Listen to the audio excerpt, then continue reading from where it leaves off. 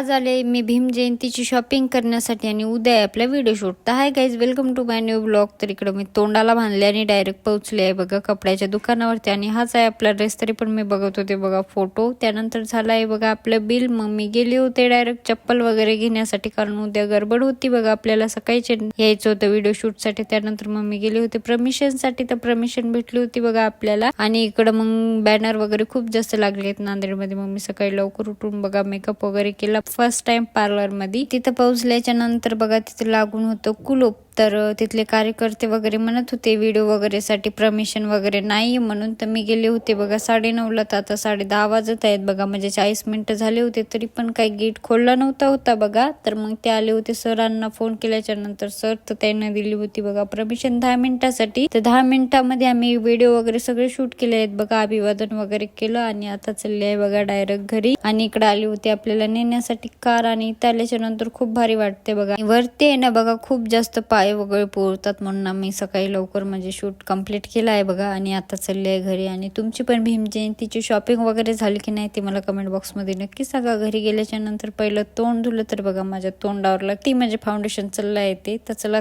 तुम्हाला भेटते next video मध्ये. चॅनलला फॉलो पण नक्की करा.